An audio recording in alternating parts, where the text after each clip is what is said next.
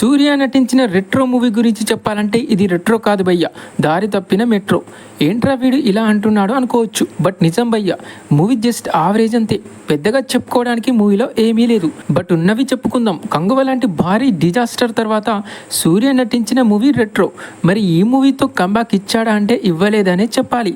ఎందుకంటే సూర్యని లుక్స్ పరంగా too much డిఫరెంట్గా చూపించారు కానీ సరిగ్గా యూటిలైజ్ చేసుకోలేదు. మెయిన్లీ స్టోరీ ప్లాట్ ఏటేటో వెళ్ళిపోతుంది. సీన్కి మధ్య సరైన జస్టిఫికేషన్ ఉండదు. అండ్ కార్తిక్ సుబ్బరాజ్ గారి డైరెక్షన్ అంటే మెయిన్గా ఎమోషన్ని ఎక్స్పెక్ట్ చేస్తాం, కానీ ఈ మూవీలో అది టోటల్గా మిస్ అవుతాం. అండ్ ఈ మూవీ కాసేపు గ్యాంగ్స్టర్ మూవీలా అనిపిస్తుంది, తర్వాత లవ్ స్టోరీ మూవీలా అనిపిస్తుంది. ఏమో ఎటేటో తిప్పేశారు భయ్య మూవీని. ఇక బీజిఎం విషయానికి వస్తే పర్లేదు, అక్కడక్కడ బాగానే ఉంటుంది.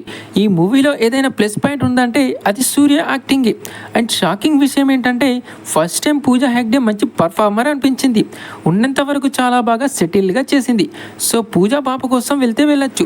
సో ఇది గాయస్, ఓవరాల్గా మూవీ అయితే నాకు అంతగా ఎక్కలేదు. మరి మీకు ఎలా అనిపించిందో కామెంట్లో చెప్పండి.